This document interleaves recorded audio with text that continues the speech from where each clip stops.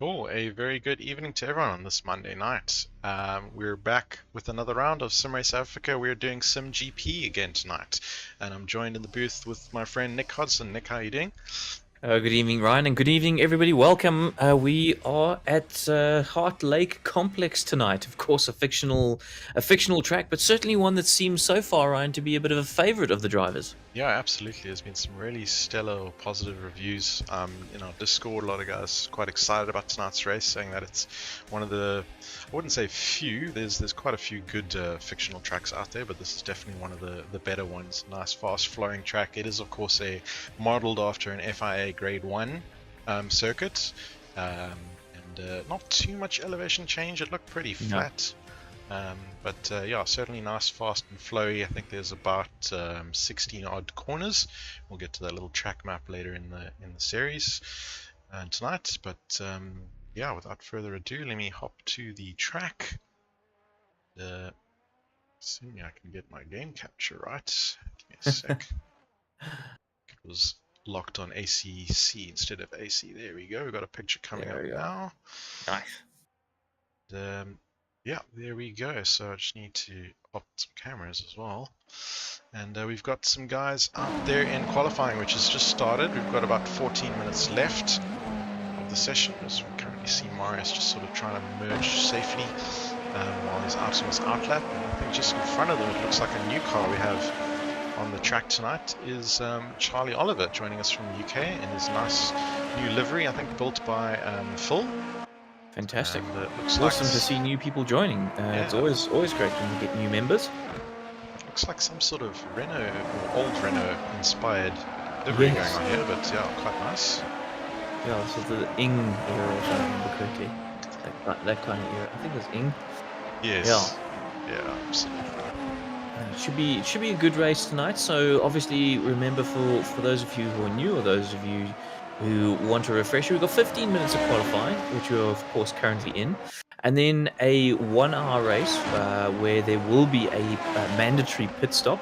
So there's a pit window, and if I remember correctly, there's 10 minutes. Yeah. There's a 10-minute window either side, so kind of 40 minutes of the race you get to pit, and you must take either tires or fuel or both, but you got to take at least one of them and at least 1 liter of fuel. So it's kind of up to the drivers what they do strategy wise. However, these Formula RSS Supremes have soft tires only, so they do take a little bit of a pounding, and I won't be surprised to see guys taking soft tires yet again, or taking on tires when they pit. Yeah, definitely, and I think the weather should also play into that a little bit. You can see the weather forecast in the top left. It's not as cold as we've had some of the previous rounds in the season, but it's not exactly boiling either. We've got a track temp of 19 with the ambient at 22. What do you think that's going to do for the drivers, Nick? So I think from a weather perspective, these drivers couldn't really ask for too much more. As you say, the temperatures are quite low. Not as low as they can go, but really they shouldn't be struggling, especially with the nature of the track. Yes, there are a lot of fast corners, and they do put a fair amount of pressure onto the tires, and they do work the tires. But typically, what you'll have is a long left-hander followed by a right-hander, kind of allowing the left-hand side to then cool down. So certainly when I took the car out for a few just practice laps, I didn't notice that the tires took too much of a pounding. So it's actually quite a friendly track on tires, I think, Ryan. Cool, yeah, good to know. Speaking of the track itself, let me bring up a little track layout map quickly. There you can just see a blown up map of the mini-map. Yeah, so we've got, I see DRS zones indicated, but of course these cars don't have DRS. They do have push to pass, and we'll talk about that a little bit later. But you can see quite a nice layout. Almost reminds me of, I think Magny-Cours had a layout very similar to this, the old French F1 track. And from an overtaking standpoint, you're going to be looking at guys maybe having a go into turn 2, because turn 1 is absolutely flat, but there should be a little bit of an opportunity on the brakes going into turn 2. And then from 2, you're all the way flat through 3. There's no lifting there. And then all the way down into turn 4 is flat in these cars. So I don't really see that section as having too much of an overtaking opportunity, just because it's not a braking zone into turn 4. So that would be quite difficult, with turn 5 being deceptively fast. And you actually see the guys going through that turn 5 at the moment, and you do take a slightly weird line going through it. It's not completely traditional, but the goal, of course, is to come out as fast as possible so you can make the most of it all the way down through 6 and into 7, which is a place I do expect some overtaking opportunities to appear, getting hard on the brakes and nice and nicely up the inside there. And then you will be able to hold the car around the outside of 8, looking once again for the inside of 9, and to solidify that place there. And then turns 10, 11, and 12, that's kind of where the elevation is on the track. You'll notice the drivers will dip down slightly and then up over the hill of 12. You do have to manage the car a little bit through that section, and even through turn 8, which actually is a bit of a hill as well. Now that I think about it, and it depends if these guys have gone super high downforce or a bit more of a balanced setup. You'll see the guys with a balanced or lower downforce setup are going to have to manage the car through 8. It does like to get quite squirrely, and the same up and over the hill on 12.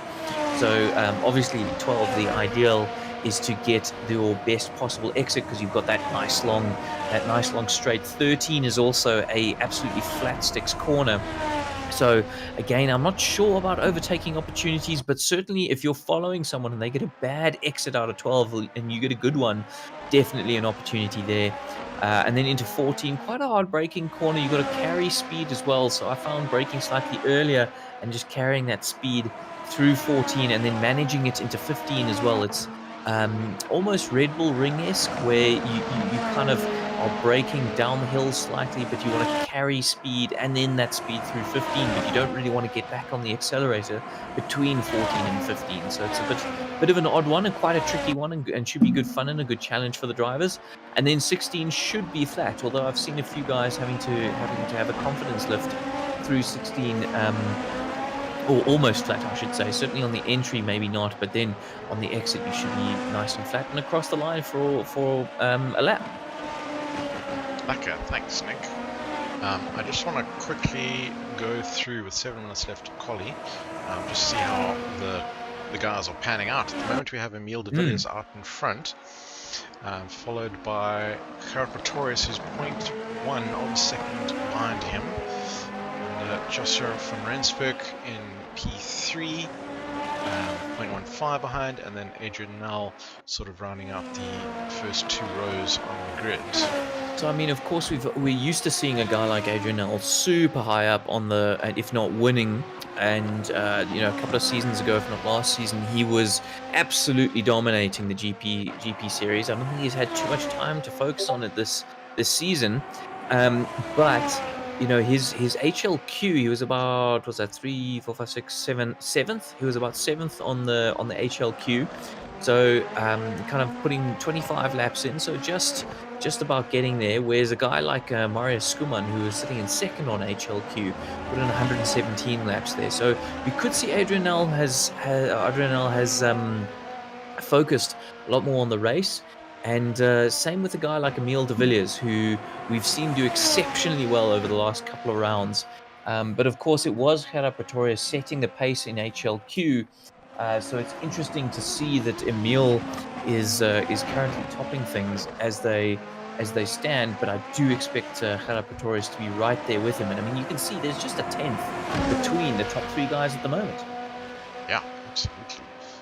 Just another quick shout out to all our viewers in chat. I see Sharon, just come on, shouting for the hubby Morris, of course. Just addressing your concern as well, Sharon, about Charlie Oliver's ping. We did see that it was in the red and it was spiking and unstable. We have sent him a message, and I have seen it dip down to the orange again, which should be stable enough for racing, much like Lawrence Sterner, who's also joining us from the UK at this stage. So we'll keep an eye on that. If it does start causing problems, we'll reach out to him again to either just retire or also just then otherwise kick him to the pits. Otherwise, how's it to Fridge Findler in chat as well? Shout out to Dirk. Sorry, Dirk, you were supposed to be racing with us tonight. Unfortunately, Escom had other ideas, but good for you to join us in chat. I hope you have an enjoyable viewing. How's it to Janice? Shouting out to Fridge as well. And Jackie Jokers, quite the regular. Thanks for tuning in again. Shouting for Van Rensburg. And we've got Heining Racing shouting for Ruben with an angry face. That's awesome. It's great to see so many people joining us in YouTube and cheering for their respective drivers. Nice that Fridge is in the YouTube chat and racing. That's pretty impressive. And I hope he gets a good result today. He's been doing certainly been showing a lot of improvement here at SRSA over the last few races. As I see, Adrian Nels now up into third. Gerard Pretorius sitting in fourth. But there's 0.02 of a second between them, which is close, yeah. pretty tight. Yeah, I mean, that's impressive. Although Emile de Villiers has, I didn't actually pick that up, but he has put in a 25.7. That is a stonking lap without... It is pretty stonking, which reminds me, let's have a quick look at the HLQ times, just to see how that compares in theory. So this is HLQ, the hot lap qualifying, of course. The guys had the whole week to put in their fastest lap times. I'm seeing a 125.8 at the top of this pack from Gerard Pretorius. So yeah, to have put in that 125, what was it, in front of Neil? 125.7, so he's actually quicker than HLQ. That is seriously impressive. That is seriously impressive. Pace, yeah.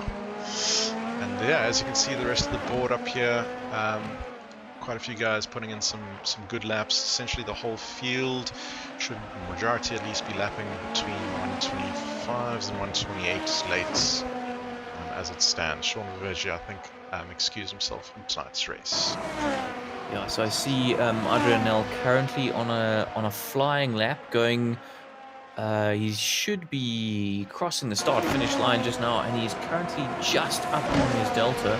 He's lost about a tenth. He was about a tenth and a half up, and he'll cross the line, improve, but not jump any positions. As I see, Van Rensburg is now in the 25s as well. So Emile is not alone in the 25s here. 25.926 from Van Rensburg, which is great to see. Fantastic stuff. 2 minutes left. Let's have a quick look at the championship standing as well, just to give everyone an idea. This is the penultimate round, of course. Only this round and one more to come. We do have one drop round, which has not been taken into consideration in terms of the table that you're seeing in front of you right now, but this otherwise does give you a good idea of where everyone is stacking up. Joshua van Rensburg currently heading up the pack, followed closely by Morris Kuhlmann. 1 point, actually, that closely in it. That is super close. Pretorius currently in third, Fridge fourth, and Lawrence rounding out the top five, as you can see there, but all very, very close and all to play for, especially with that drop round coming into the equation. Yeah, definitely. So you guys watching, you will have to remember that some people will have already effectively have taken their drop round, so things could drastically change. So as you say, it is all to play for. I'm surprised Emile de Villiers is so far down. To me, that does indicate a drop round. I would have thought he'd be further up the list. So yeah, guys, absolutely still gunning for it tonight.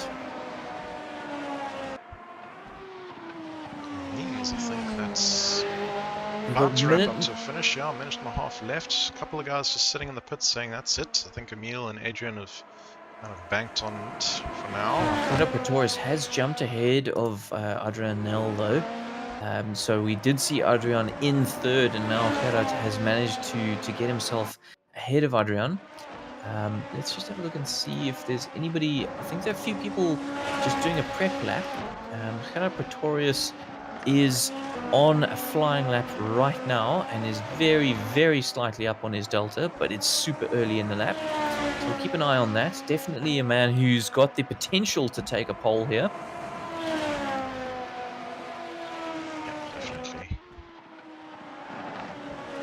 Marius Skuman is actually on a pretty good lap himself. Coming towards the end of the lap, he's a tenth and a half up, looking to make it 2 tenths here as he goes into turn 16, all to play for from 2.5 tenths up. If he gets a good exit, which he does, this could spell an excellent improvement for Marius. He might leapfrog. No, he hasn't. He hasn't. He stayed in 5th, yeah.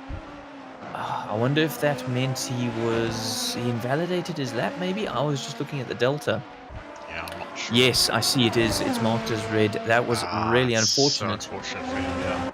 He would have been... Oh, he is lagging. We may need to consider giving him a black flag or so. We should just keep an eye on that if his ping is not settled by the time of race starts.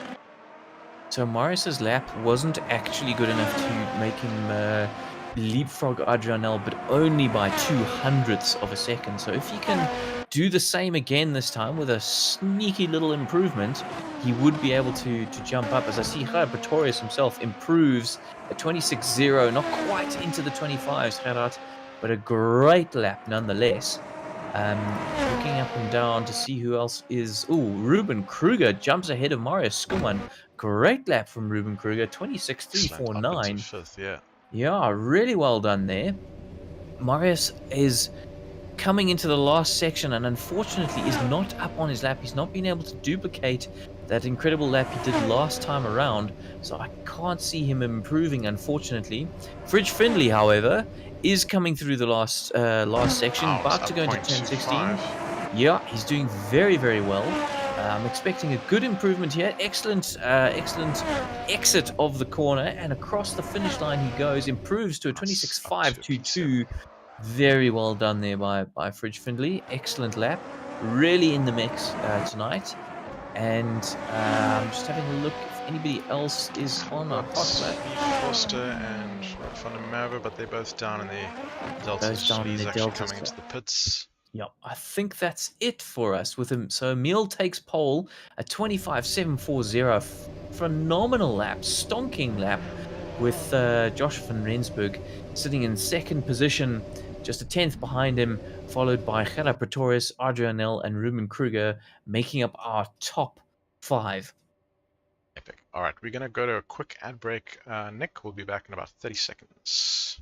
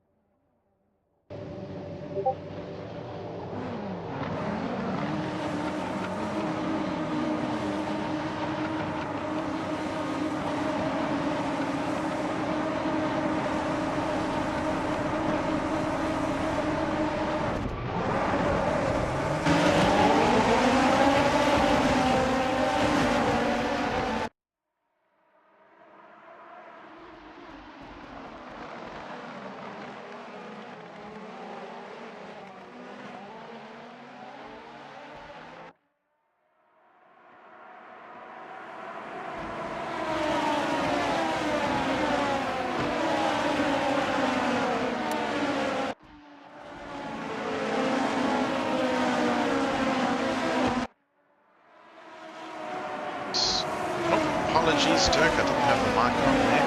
Commentary audio should be back. I was just saying that there was a relatively clean start. I saw a couple of cars get tangled up further down. Dirk and Heining, just let me know if you are hearing me. This should be good to go now.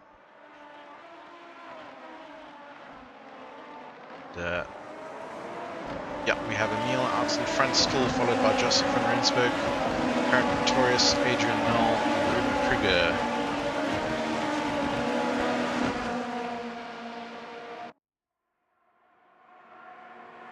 Just looking at the top 7 positions, of course, everyone has held place. I'll quickly flick to intervals for you.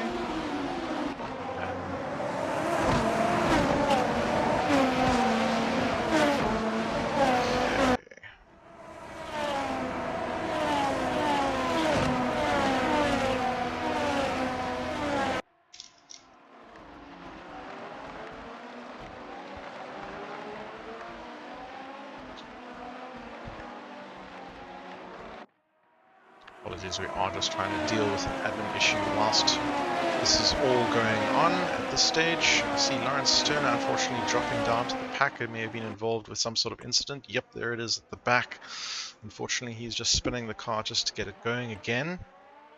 And looks like he got tangled up with Stewart over there. But, heading back to the top of the pack now, sitting with Cara Pretorius in third, who is tucked in behind Joseph van Rensburg ahead and Adrian Null behind him.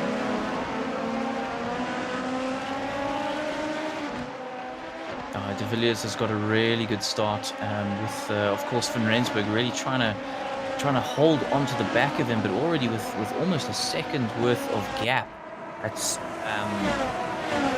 That's quite significant on basically, what is it, lap 1. And a fantastic getaway, pretty much the best that Emil could have possibly hoped for here. Everybody, of course, on soft tires. There are only soft tires. Oh, I see Ruben Kruger falling all the way down the field. And Mario Skuwan as well. There must have been some sort of contact or something there. Some kind of mistake that's made that happen. Kruger all the way down to 11th now, and a few people jumping into the pits. A couple of early pits, yeah. This might be for damage repair, I think. It must be, because it's certainly outside the pit window. Yep. Certainly outside the pit window. That's really unfortunate for those drivers, Kruger and Skuman.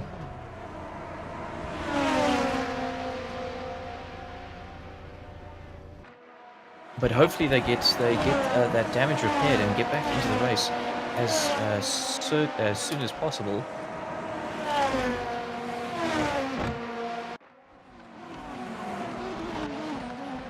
Yeah, there we see. Unfortunately, Charlie Oliver did have to DNF. Unfortunately, his ping issues did not come right. So yeah, unfortunately, maybe he can sort those issues out and join us for the next race. Yeah, it's really disappointing to see a new member suffer from technical difficulties like that. But I really do hope that he comes back and is even stronger. Just having a look at the push to pass, situation right now. Emil, Joshua, Gerard, all have all 10 of their push to passes available to them still. With Adrianel having used 1, I would bet a significant amount of money that was off the line. Typically, that does give you a little bit of a boost. And then we've got Fridge Findlay, who's done exceptionally well in the start of this race. I think he was about 8th or 9th in qualifying, but he's all the way up to 5th at this stage. And same with Benjamin Wheeler, also doing very well, up into 6th. Both of those guys profiting from the problems that Skuman and Kruger have had at the start of this race. I think Kruger may have disconnected. No, he's in 19th at the moment. He's in 19th at the moment. My little timing app's just not quite updated itself. And Lee Foster also doing exceptionally well there in 7th, really gaining a lot of places. Followed by a stalwart of SimRace SA, Corne Breed, and of course Bjorn Buchner in 9th, 8th and 9th respectively. Really fantastic from those gents. As Emil has kind of stabilized that, Van Rensburg has kind of stabilized that gap, sitting at 1.2 seconds now between them. Not too many battles on track currently, although I do see Corne Breed is very close behind Lee Foster right now.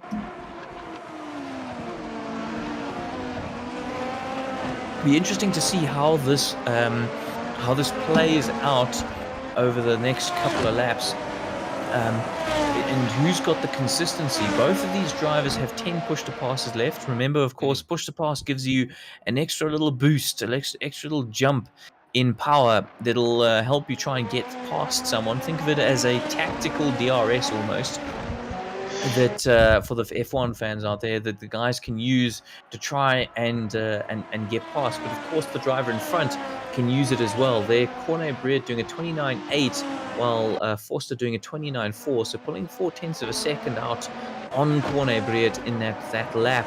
So a slightly scruffier lap from Breed. Let's hope that he can continue to put the pressure on. Definitely running in the dirty air as well, of course, Ryan. While these cars are a bit easier to drive in the dirty air, they're definitely not, it's not like you've got ground effect. So there is something to take into consideration there, as I see Findlay and Nell using a push to pass. Yeah, so interestingly, on that push to pass, just for the viewer's sake, you'll see Jeremy de Villiers has just lit up an orange, and then it goes blue, which is essentially the cooldown mode. And then I believe it's about 30 seconds before you can reactivate that push to pass again. And you'll see absolutely. Number of activations that the drivers have. You can keep an eye on that green bar at the top. Most of our top 3, you've got 10 all remaining, under an L8, Fridge 7, etc. So that's how you can keep an eye on that.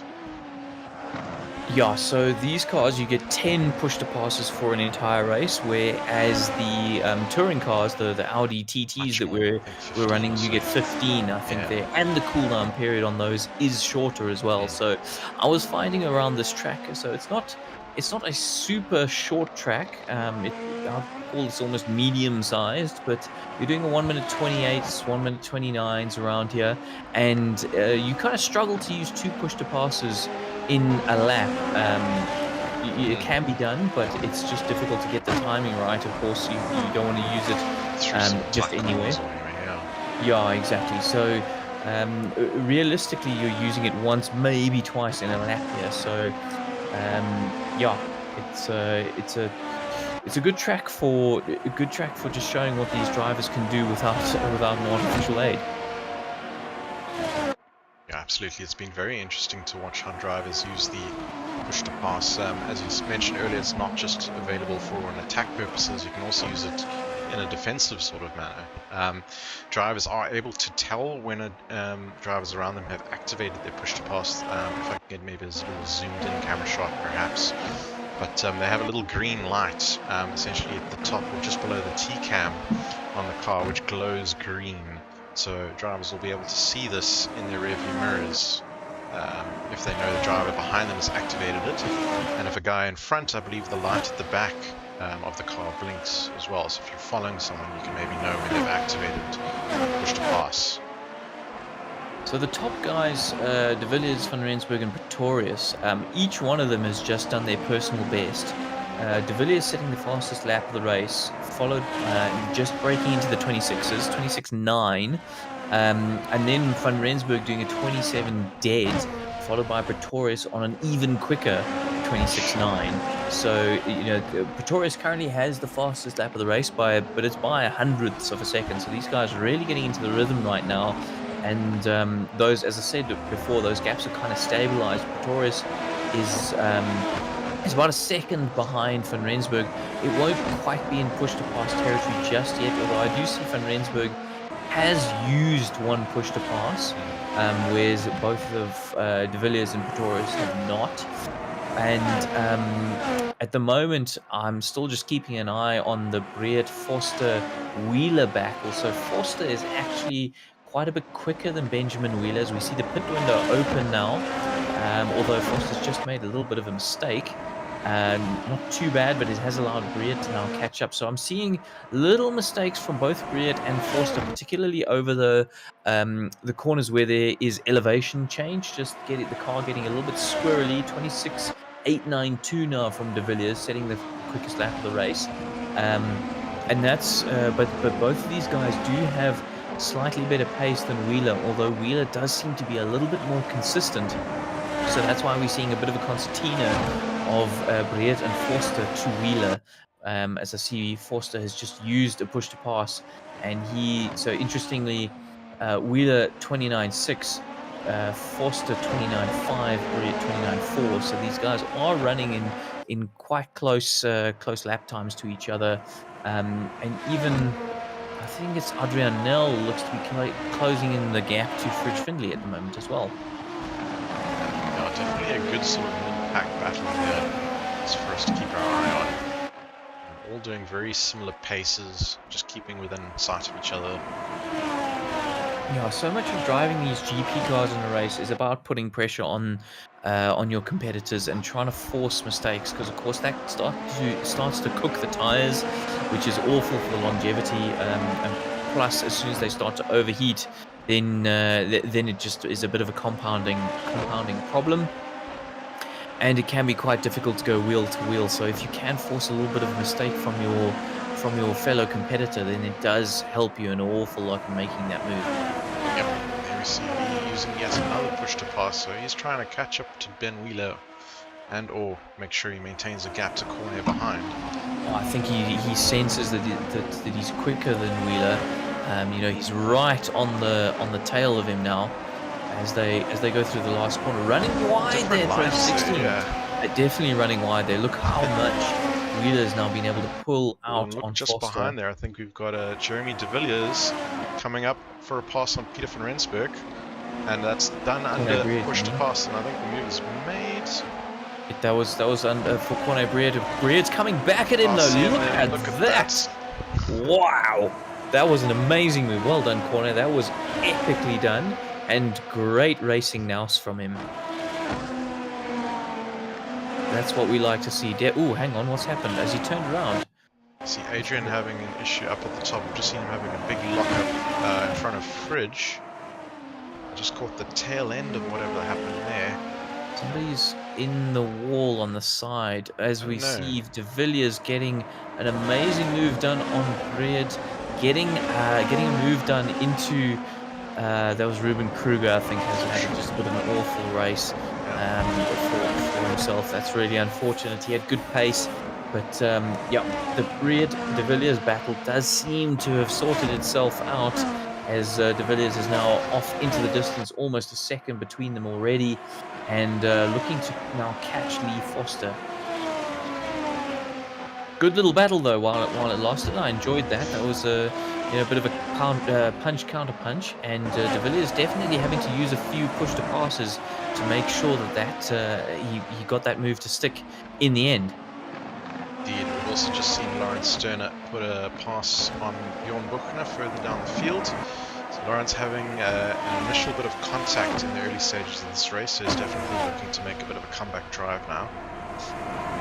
I see Van Rensburg. Joshua Van Rensburg is now very close to Emile De Villiers. There's about half a second between them, so I don't know if Emile's made a little bit of a mistake. I think Van Rensburg has used a push to pass, so has De Villiers. I think De Villiers used it defensively, because I reckon he made a little bit of a mistake, and that's why the gap suddenly closed. And I think De Villiers had to use a push to pass to get himself out of trouble a little bit. As I see, Adrian Nell has also got past Fridge Findlay now, and is 13 seconds behind Gerard Pretorius. So there's quite a lot of work to do to catch up to Gerard. Yeah, so 27.0 for De Villiers, 26.997 for Van Rensburg. So I think the mistake, if there was one from De Villiers, must have happened in the previous lap.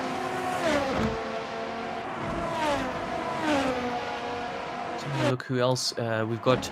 Jeremy De Villiers in eighth place is now all over the back of Lee Foster. Of course, we saw not so long ago that he was making those moves on Cornet Breed. Cornet making it very difficult for Jeremy, but he's now on the back of Foster, and he's a full second a lap quicker than Lee.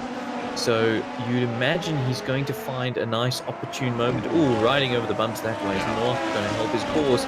But certainly, if I was him, I'd be looking to try and get a better run through this upcoming right hand that is flat through the left. Of course, and then manage the car through this right-hander, get on the power nice and early, smack that push to pass, as I think he has Yeah, done. he's on. And now he's going to absolutely fly Surely up to the looking for back the of inside the... line. Oh, that is... That's brave.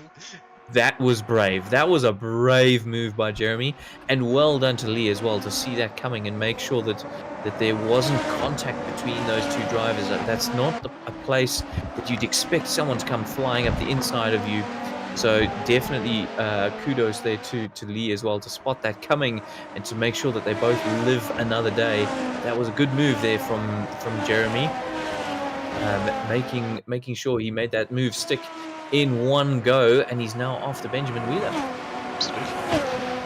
Conor Brett has not fallen off the back of this, though. He is 3/4 of a second behind Lee Foster, because remember, he was catching Lee before he got into that battle with De Villiers. So now that gap has kind of stabilized once more, and those two can now resume their battle.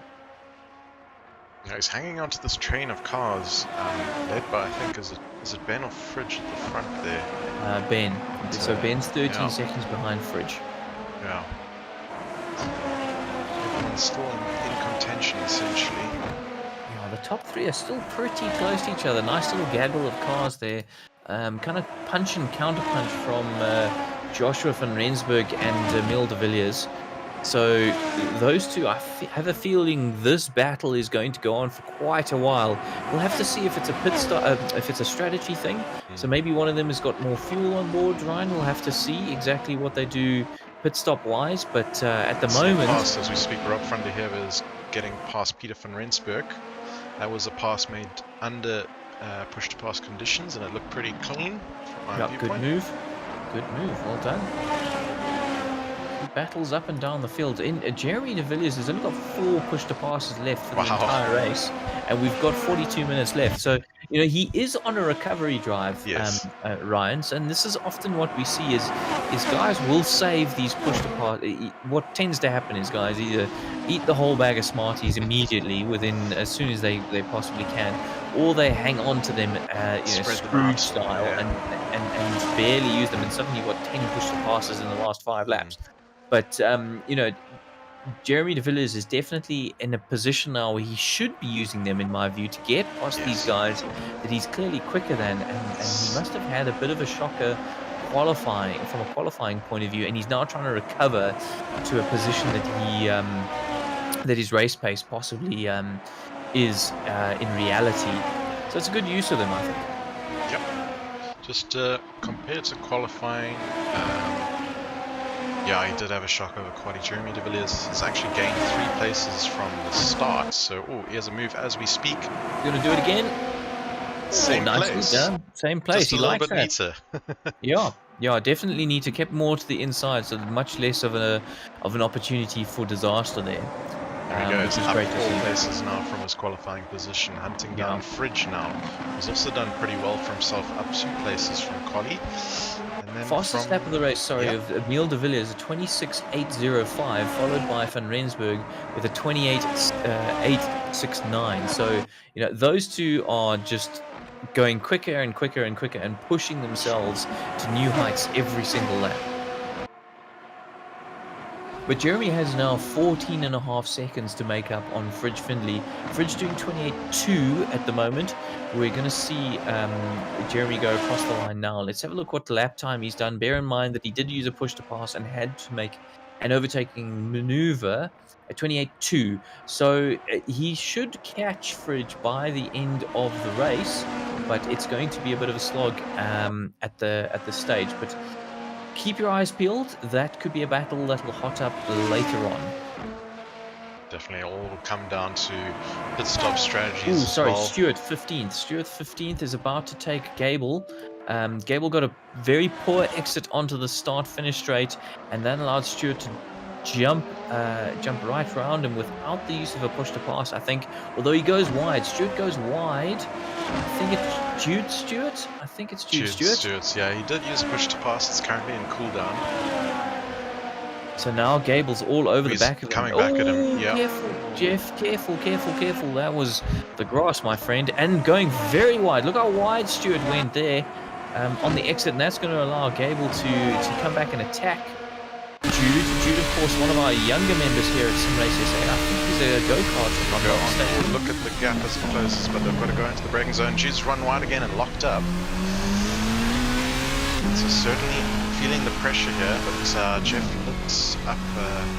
Yeah, you see how much Lifted, management rather. you have to do through that section with the elevation change, and that has allowed Jude to kind of live another day. But if you can get a good run up and over this hill, but Jude actually got an excellent run there. So, yeah, good Stabilized, yeah. good racing between these two. Hang on, Emile de Villiers has had something's happened. He's now 5.5 seconds behind Gerard Pretorius. Wow, There has something's been a happened. mistake Yeah. there. There must be a mistake. Can I see any damage on it? I can't see any damage. Oh, he's run wide there as Very well. wide, yeah. So something's happened. His tires must be cooked. If he's had a spin or something, his tires must be Oh, cooked. he's Look, running he's running so wide wide there. again. Yeah. Yeah, so definitely some troubles for Emile. Of course, running very comfortably at the lead with Gerard Pretorius pushing like hell behind him, running wide again. Yeah, I think his tires are absolutely cooked. 9 seconds slower there.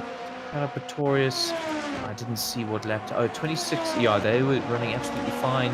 So I think Emile, just based on lap time, has had an incident all on his own. Although I did say, if you're looking to try and make an overtaking maneuver, putting pressure on the guy in front of you is a great way to force something to happen for yourself, particularly. For sure. Yeah, particularly if your lap times are so close to one another.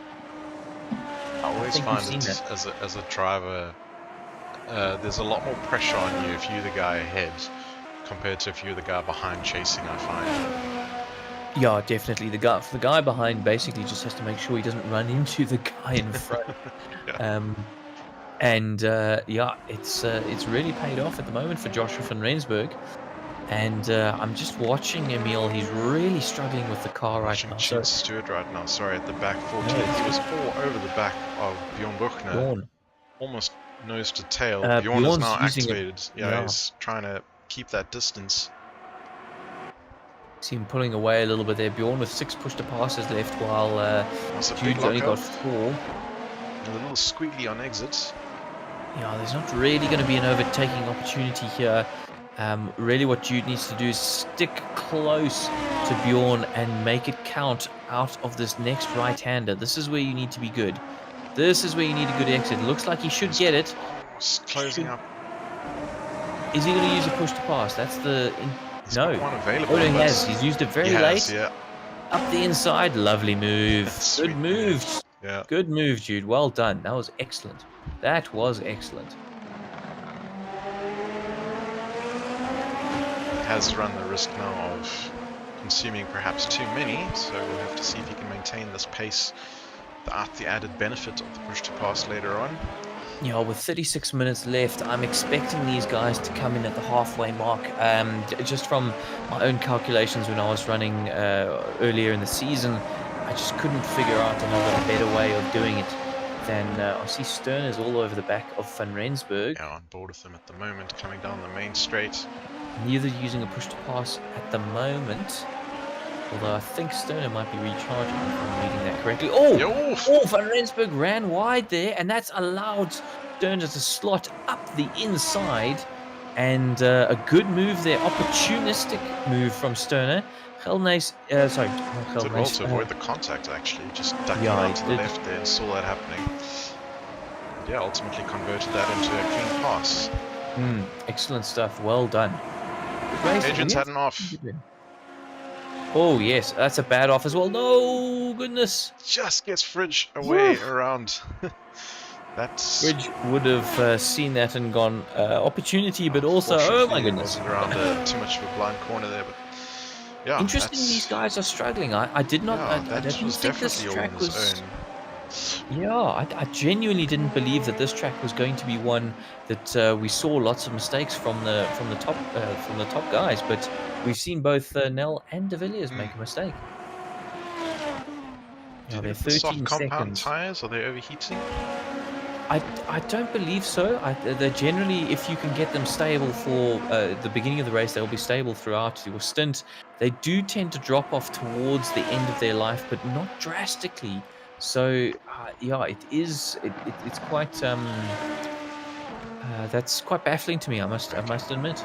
This guy's pushing too hard. I see Cornet now is closing up to the back of Lee Forster. That gap has come down to almost half a second. Now we've We've seen got these another guys pass further down the tackling the field. whole. Peter van Rensburg on Lawrence. Not sure, there's a big gap there. I'm not sure if there was another mistake or not, but that gap is massive.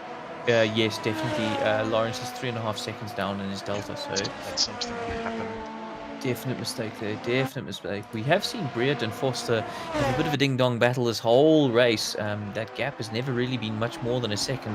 Has fluctuated a little bit. You know, 2/10 to about 9/10, but these two guys have not been able to get rid of each other.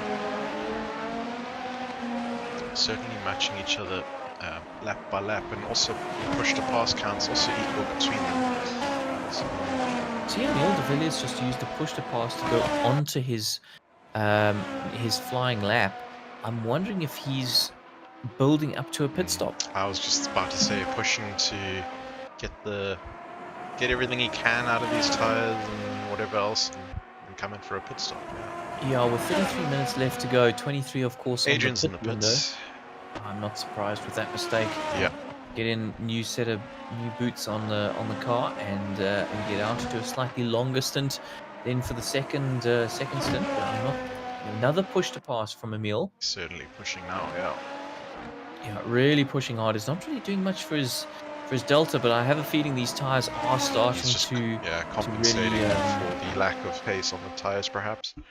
yeah, Adrian's still in the pits, That's a long exiting pit stop. now. But definitely one of our first pit stoppers, or first pit window pit stoppers, I should say. We did see a few people come in for damage repairs right at the early part of the race. Exiting in 13th with Jude Stewart about 3.5 seconds ahead of him. Now it's interesting, those only few cars that took an early pit stop was outside of the pit window, so they will need to stop again, essentially. I'm wondering, strategy-wise, in my mind, I would have done what I needed to repair the car, maybe go for a full fuel load and then do a splash and dash near the end, or how would you have played it? Oof, these cars really suffer from heavy fuel, and it absolutely destroys the tires. You're dependent on the damage, but if you didn't have much damage, why would you come in? I would have been tempted, more out of frustration than anything else, to fuel the car and then do a splash and dash. Yeah. But I actually don't know what the numbers would have been on that one. I think if you had loads of damage, I think it would have been worth putting new tires on, doing the damage, and putting a lot of fuel in. Yeah. And then just running as long as you could. Yeah. Oh, we've got half an hour left. We'll very close to these guys now as well. Van der Heerden, Breard, Forster, and Wheeler all running very close to each other. This is fantastic to see. No one else in the pits yet this lap. I'm really expecting people to come in this lap. 31 minutes left. A pit stop does take quite a while. These cars, of course, in real life, what they modeled on, they don't actually stop for fuel. So fuel takes a very long time to be put into the car. So I am expecting more and more guys to jump in the pits very soon.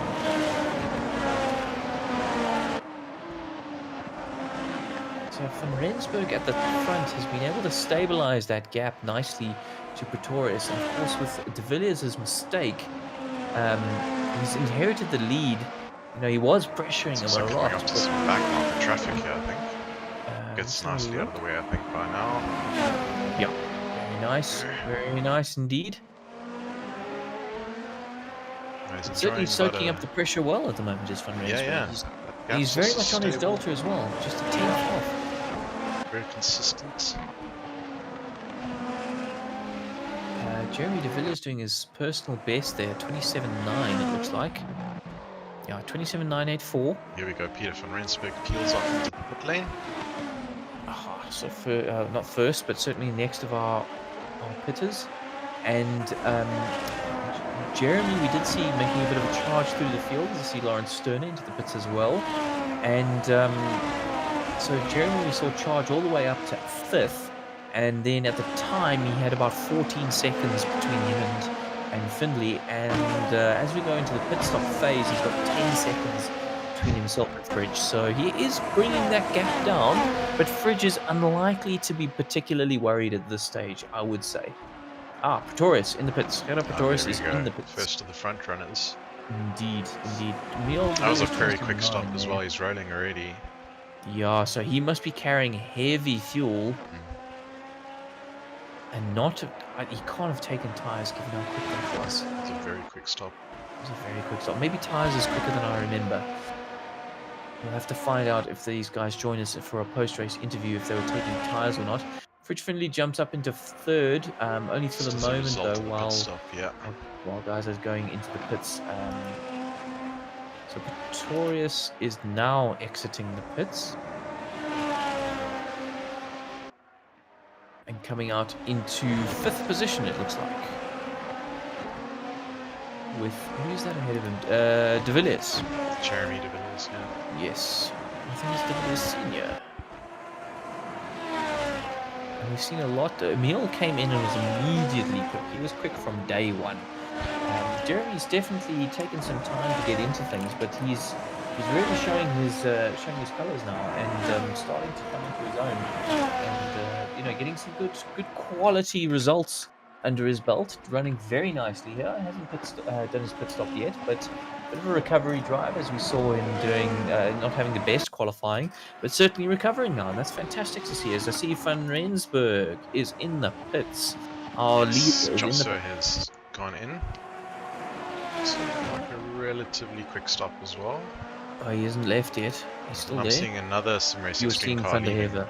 You're seeing Van der Hever leaving the pits. That's Rob Van der Hever, correct, yeah. So actually that's a long stop then for Joseph and Rensburg. So which I'm not surprised about. I really expected these guys to take tyres and fuel and run about half-half.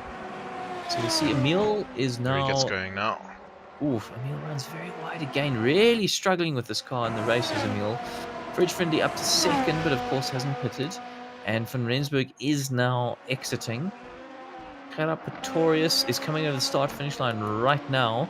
So I think, if anything, Van Rensburg has extended his lead here. So too, yep. Second corner, just passing Jeremy for the pits. Yep, so Jeremy is in the pits now, as you say. Lee Foster up to 6th because of that. So the TLR guys are running quite long, it looks like. Fridge all the way up to 2nd, Foster up to 6th. Where's Fred Albertson 15th at the moment, and Jeff Gable in 11th. And I don't think any of them have pitted. I haven't seen any of those guys pit as yet. Yeah, Adrian Nell takes that out Jeremy. here on the scoreboard. So I've got Emil, Villiers and Fridge in 1st and 2nd. They both haven't stopped yet at all. Then we've got Josia Carrot who've pitted. Ben Wheeler has not yet. Okay, interesting. Right, so we've got some guys who definitely look to be running long. That's very surprising to me and great to see. Let's see how this actually plays out, Ryan. I'm very, very keen to see the different strategies. Definitely. I see we have Marius Skuman in chat, unfortunately also DNF'd. Sorry to see that happen, Marius. Better luck for the next race. Yeah, that's really unfortunate. You were running well there for Marius. I'm not sure what happened. I don't have the chat open, unfortunately. But it was good to see. Fridge Findlay is in the pits now, so that's the first of the TLR guys in the pits. Pretorius now obviously taking a position back from Fridge. So we've got Emil still running, leading this race, but of course made that big mistake and is running a bit longer than these guys. Benjamin Wheeler now in the pits as well. Corne Breert up to 5th because of it, hasn't pitted either, and same with Lee Foster. So pit stops really are taking quite a while, and it doesn't surprise me at all. These cars do take a very long time to refuel, if not put on tyres. So, I'm not surprised we see so many position changes because of this. Corne Breert and Lee Foster, though, are still so close to each other. It's been like this the whole race. I think they just like each other's company. Marius just reporting back there that he had a first lap incident, but he did pit to repair the damage, but then unfortunately his internet dropped, so that's a shame. Suffering from the technical difficulties there, hard like Marius. Pits for Emil. Into the pits comes Emil. So I'm expecting him to have to take on This is a long stop, fuel, so he's doing the works, etc. yeah. Van Rensburg is coming through the last corner now, so we'll easily take this position back. And we'll see how Pretorius, I think, do the same. Yep, no problems there. Emil is on the go, though. He is on It's the go, rolling, so... yeah. Um, Joshua is just already rounded the first couple corners, so...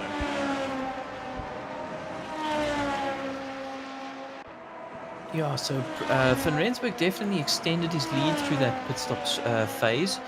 The gap's now at 4 seconds. It was 2.5 as they went in. And I think Emil's lost out to Pretorius as well with a gap at 6.5. I think it was more around 5, but I do stand to be corrected. Brett and Forster now into the pits. Findlay takes his 4th position back. And I told you, those two guys, they just like their company. Let's see who gets rolling first. Corne is rolling and Lee is shortly behind, so they're still neck and neck. I think there's a tow rope between them or something. This is ridiculous.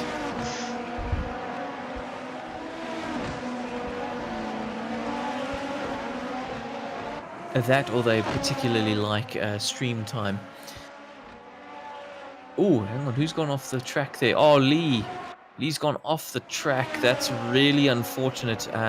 Cold tires, not up to pressure and temperature properly, and just comes off the track a little bit and is now lost out to Corne Briet.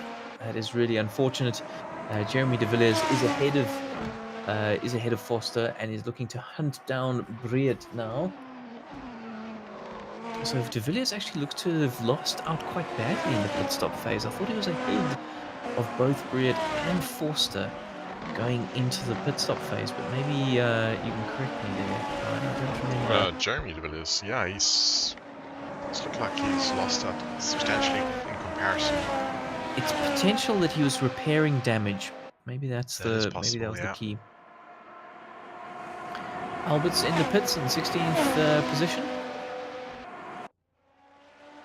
I think a solid race, quite quiet, but solid at the moment. Jude Stewart, I see, is trying to charge down Jeff Gable once again. So Stewart, again, it's interesting that some people really have gained in this pit stop phase. De Villiers really catching Briet now. Of course, Briet on his outlap, so much slower. We'll see now if a move happens this lap. 0.7 of a second between these two guys. Be surprised to see de Villiers using a push to pass on the next exit, because we've seen him use it a lot here and then fly up the inside. He's reasonably far. Waiting to see the light is blinking. Oh, there he is. I don't think he's going to make it though. Looks like he's gaining close enough, but here he comes.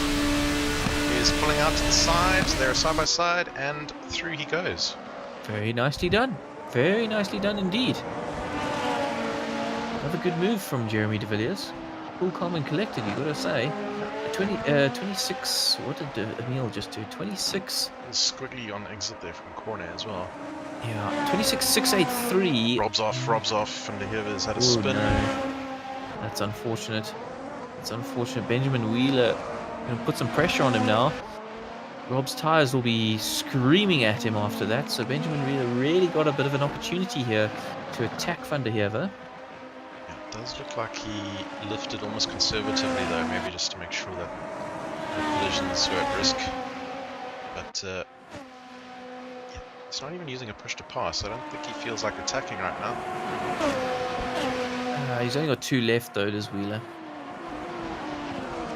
Whole race. 10 minutes left of the pit window, but I think everybody has pitted. Actually, his push passes and cooldowns, so perhaps he did flick the button when he saw that happening. But he hasn't been able to make an impact, so he's coming down the main straight now though. It's interesting to see when these drivers are using push to pass. I mean, Adrian Nels just used one, and he's completely on his own. He's got 13 seconds between himself and Findlay, so that's We've seen Chu get past Jeff. But Findlay's another one who's gained hugely in the pit stop phase. So I know we saw Adrian make a mistake, but I don't remember the gap being that big between himself and Findlay, and I thought Nell was ahead of Findlay.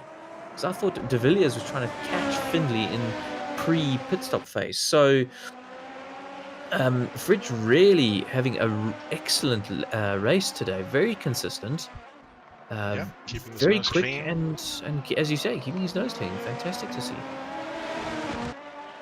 Just how's it to Willem Stain in chat, just asking when the season 2 of the series starts. So we always run 2 main seasons in the year, January to June and then July to December. So I'm going to put a little website link up on the screen now. For anyone who's interested, you can go to simracesa.co.za. You'll find our main website. It's got links to our Discord there as well. You can see some information about what we're all about and follow the instructions to sign up. Yep, it's a perfect time to do so as well. Yes, the season is starting to wrap up. I think we're about to go into the last round of each series. Of course, we run our GT3 series in Assetto Corsa Competizione. We run the GP series here in Assetto Corsa. We run a touring car series in Assetto Corsa, and we run a Legends series in Assetto Corsa as well. The Legends being the Maserati 250Fs and the touring cars being the Audi TTs. With these GP cars being the Formula RSS Supremes. And I'm sure we're busy as admins in discussions right now as to what we're going to be doing for next season. But now is the perfect time to jump in, find your feet, get accustomed to what's where and in the Discord, how the HLQ works, all of that kind of stuff. So it's really a perfect time to sign up, jump in, and then by the time the next season starts, you are A4 away. Absolutely.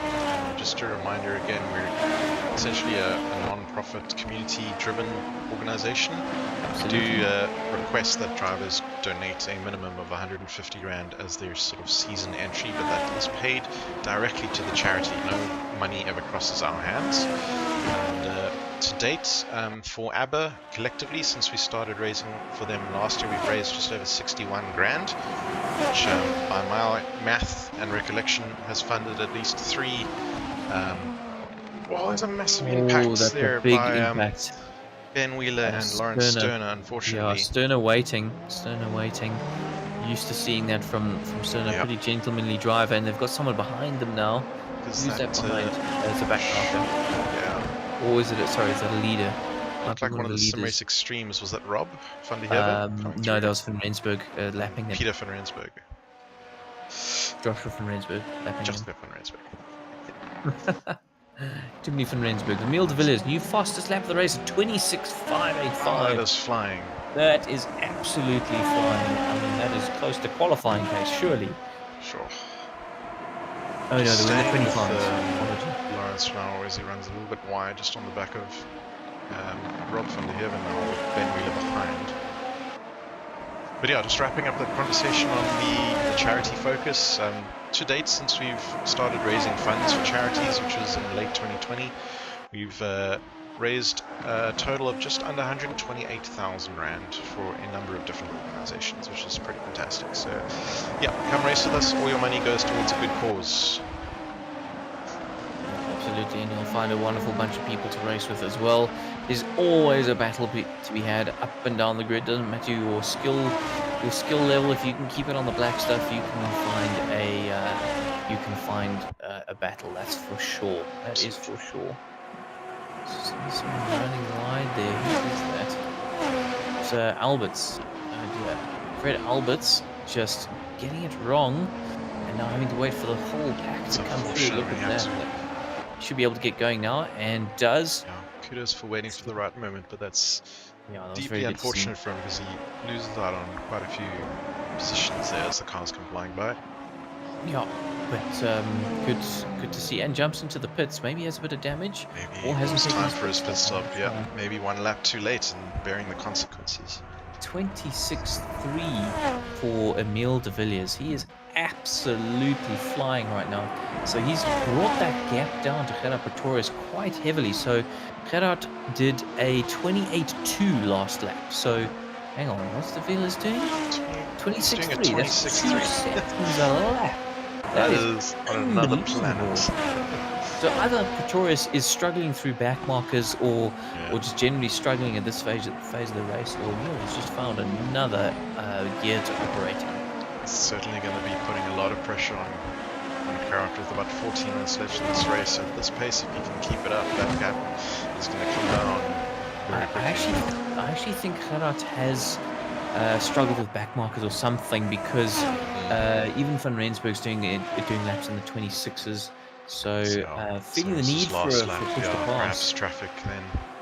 Definitely, I think traffic had a lot to do with that. His current predicted lap is a 126.8. So yeah, it's certainly a much lot better. like Yeah. But yeah, certainly Emile de Villiers trying to put the screws to Gerard Pretorius, and in one way or another is paying off. So see behind there is a little bit of a battle. Who is that? Who's using the push to pass? I think it was Corne Breed.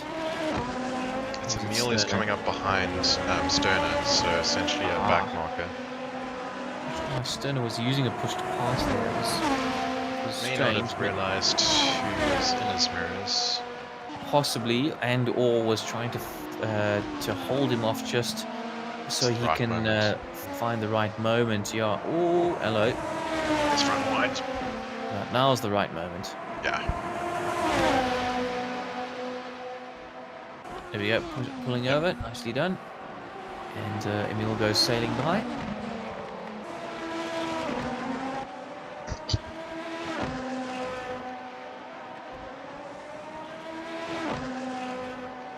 So at the moment, there's not too many battles out on track, Ryan. I see the field is somewhat spread right now. Yeah. It's clearly these drivers are finding it difficult to run super consistently on this track, which is something I thought was definitely a guaranteed here.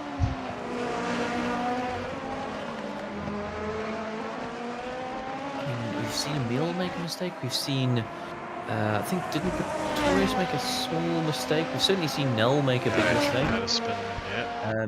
You know, it's been one of those races where if you can, you know, Fridge is proving this. If you can just stay consistent and not make any mistakes, you'll find yourself a lot higher up the leaderboard than potentially your pace would have you believe. So Nell, for example, his last lap 27.7, his best at 27.1. Findlay 28.6 last, 27.2 best. So, you know, Fridge just showing you what just being consistent can do for you. Can do, yeah, absolutely.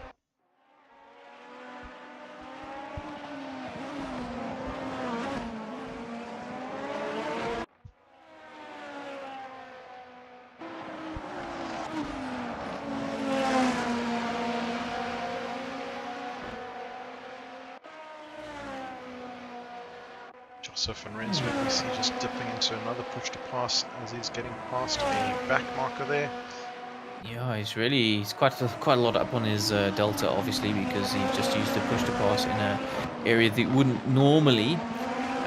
But it's really working out for him. He's going to set a stonking lap here. Look at this. This is going to be quick. Best. This is going to be quick.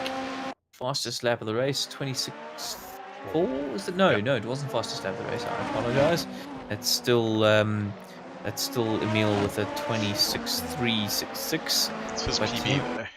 Yeah, it is PB, and I mean it was under a tenth slower than the fastest lap of the race. So that was, you know, Van Rensburg clearly is pushing still. He's not resting on his laurels by any stretch of the imagination. 3.5 seconds between himself and Pretorius, and 3 seconds now between De Villiers and Pretorius. So De Villiers is closing that gap to Pretorius, but with 10 minutes left of the race, I don't really see that there's going to be too much. Too much that Emile can do to grab second place back, or not back, but recover to second. Yeah.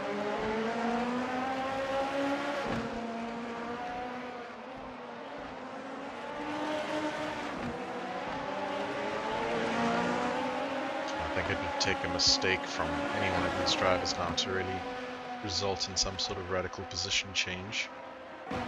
As I say that, Emile goes a bit wide over the curbs, but doesn't look to have unsettled the car too much.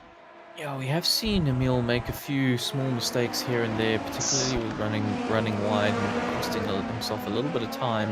He's clearly pushing as hard as he possibly can, coming up against a back marker. Very risky running that close, but I think he's running hot right now. He's desperately trying to gain equal lap times for himself and Pretorius. They're definitely the back marker. You know, managing those back markers, at some point it's going to all come out in the wash, but if you can get a little bit on your competitor overall, that's definitely going to help you. I'm just running on board at the moment with Emil, just watching his driving style. Very smooth on the wheel if you look at that, considering how quick he is. Very confident on the accelerator as well. Not afraid to run on the curves either. So, you know, he's really got this car dialed into the way he likes to drive. Into this right-hander, early turn in, a little bit of understeer there, and through that left-hander, flicking the car through the right-hander. You see how much the steering lock is really piling on through this medium to lower speed corners, and I think a lot of that has to do with tire degradation and fuel, but possibly setup as well. It's entirely possible that that's just the way he likes the car. Is fairly understeering. He's very happy to just wind on the steering lock and use a bit more of his tires. Oh, running very wide across the curves. Watch the wall, my goodness, Emil. Cost him some time. Yeah, pushing so hard there. Pretorius is actually 4 10 quicker than De Villiers that lap. I think he actually set his personal best there, 26.4 for Pretorius, 26.7 for Van Rensburg last time out. So these guys just sort of trading lap times and using up their push to passes. I think we'll see Van Rensburg start to use them a lot more. He's got 5 left, and with 7 minutes to go, I guess there's no real reason to cross the start-finish line with a few in your back pocket. So I will expect to see Van Rensburg using those push-to-passes soon. Emil certainly eating into his. Another one got pushed now. So yeah, maybe on average 1 lap.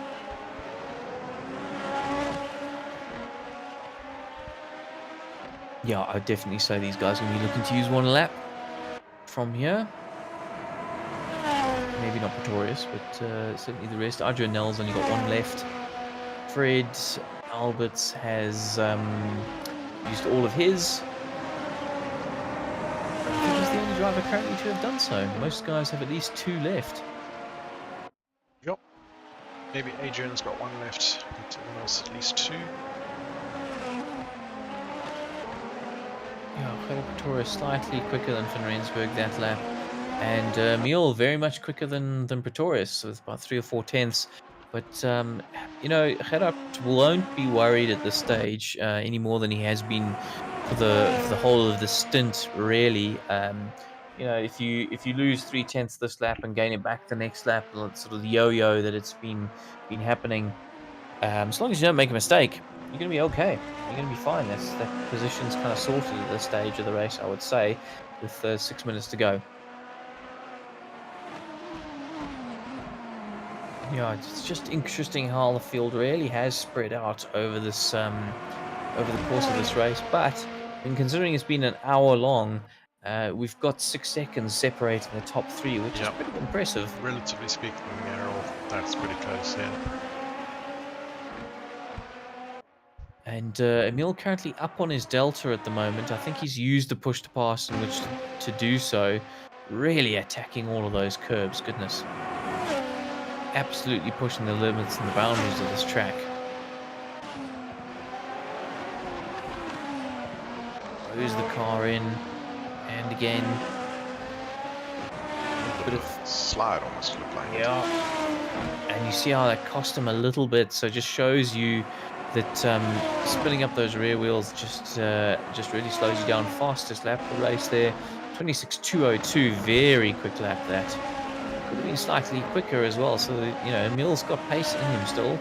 2.4 seconds now the gap to Pretorius, but again, 5 minutes to go. Still wouldn't be concerned if I was Pretorius, as I see Van Rensburg now decides to use a push to pass. Possibly in a bid to get the fastest lap of the race. He's He's up on his delta right now. Team manager got on the radios. Yeah, exactly. Maybe we should consider bonus points for fastest lap next season. Yeah, I think definitely.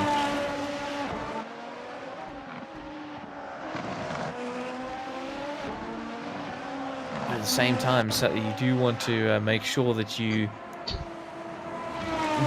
consolidate that first position. Currently, no points for fastest lap. Not at this stage. Just want to make sure you don't throw it away. You got to drive within your means. Hello, Pretorius using another push to pass, down to 1, down to 2 for Emil. Someone Morris calling it out in chat. A few drivers going wide at that second to last corner consistently.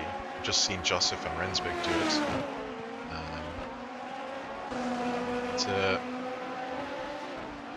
Not sure. I have to have a look at that as stewards after the race. I guess it all comes down to whether or not they make gaining an advantage by doing so. You know, if it's super slippery out there, and these guys are just pushing too hard, and it costs them. You know, they gain a little bit by going out, but then the slipperiness means they lose a bunch as well. It could be one of those placebo effects things for a driver where you feel like you're pushing the car and gaining a little bit, but actually you're not. You just don't know at this stage. Red Bull Ring's a classic example of that. Yeah. Those downhill right-handers where you think running wide is going to give you something, and it's just so slippery out there, it doesn't.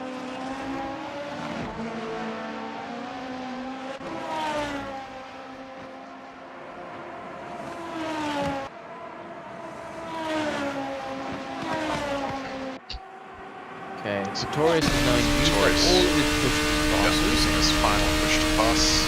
It must be said, Emil is really catching him now, hey? Emil's only got 1 push to pass left. Right here again. He really is pushing super hard. You can see Pretorius ahead of him now.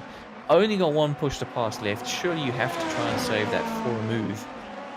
Emil de Villiers' fastest lap, 26.0 now.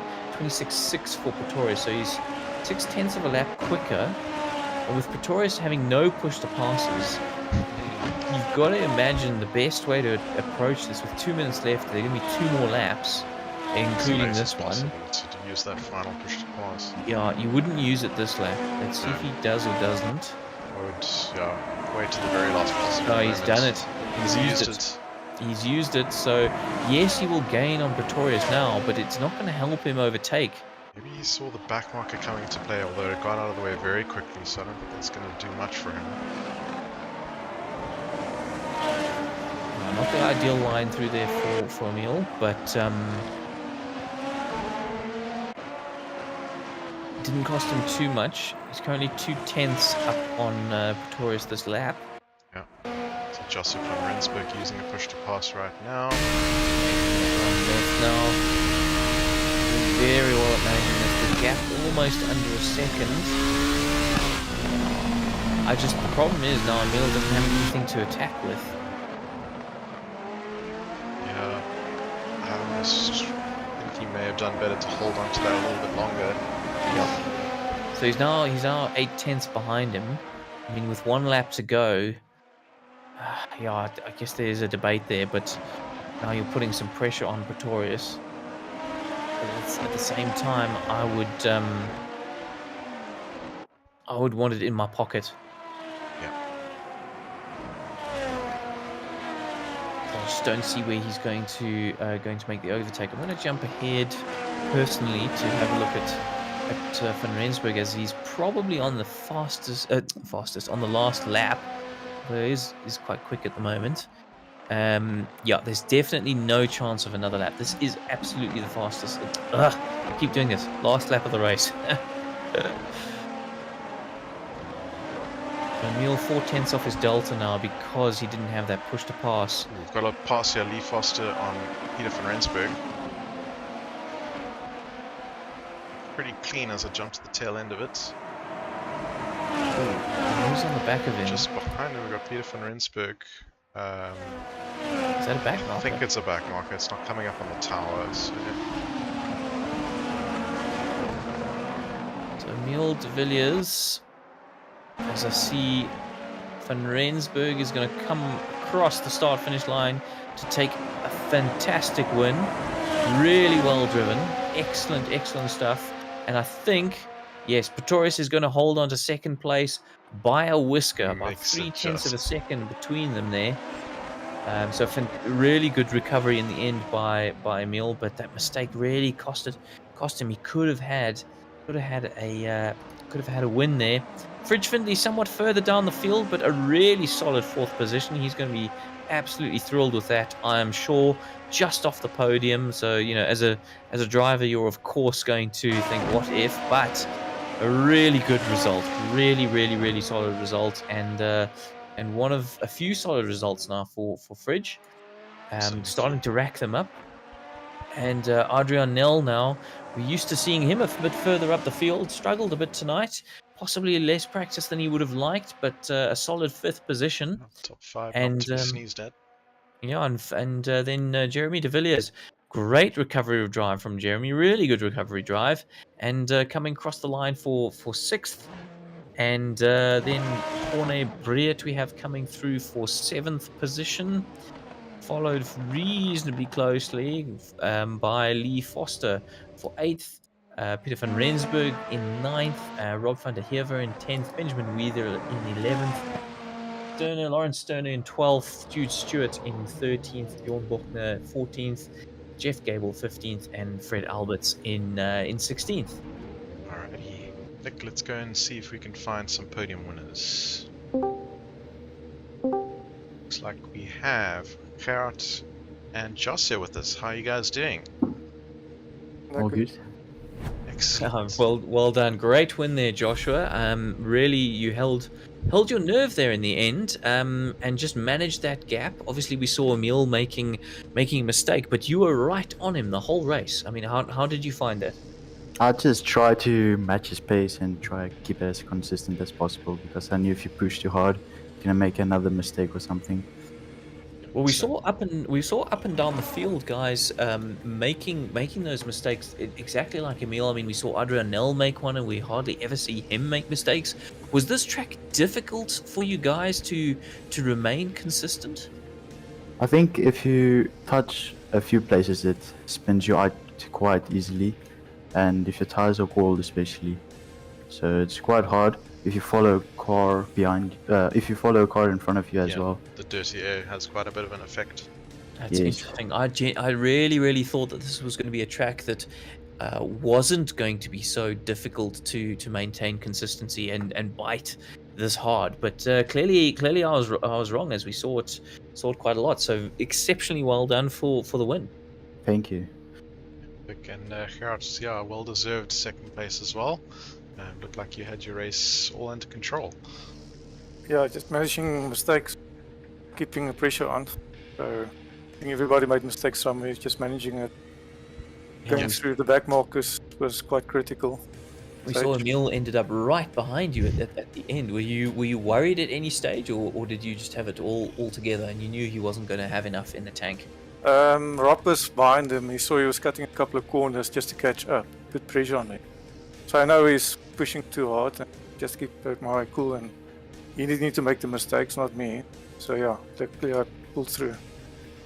Yeah, very well done. It was a great second position. I think there was 3.5 tenths between the two of you by the time you crossed the start-finish line. So yeah, epically well managed. Well done soaking up that pressure, and I hope you have just as good a round coming up. Yeah, thanks you guys. Yeah, Thank you. all the best for next round, guys. And yeah, Nick, so with that, we're at an end now. The final round is going to be at the VIR, that's the Virginia International Raceway. Yep, the full course. So that should be pretty epic.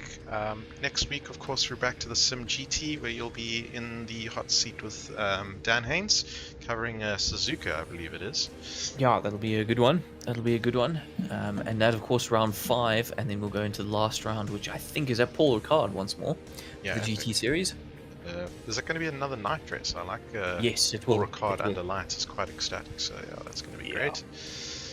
And yeah, we're very quickly then wrapping up the season just into the last rounds of each of our championships. So I think just to all the viewers, if you are looking to get involved with racing with us, you're welcome to join for the last round. Otherwise, you can hold out and see what we have in store. We'll be announcing things very soon in the next couple of weeks in terms of our plans for the next season. But yeah, other than that, Nick, thanks for joining me as well tonight, and thanks to everyone else for tuning in and having a watch and having a comment. Really appreciate all the support you guys bring, and yeah, we'll catch you guys in the next one. Fantastic. Cheers all. All right, thanks everyone. Ciao, ciao.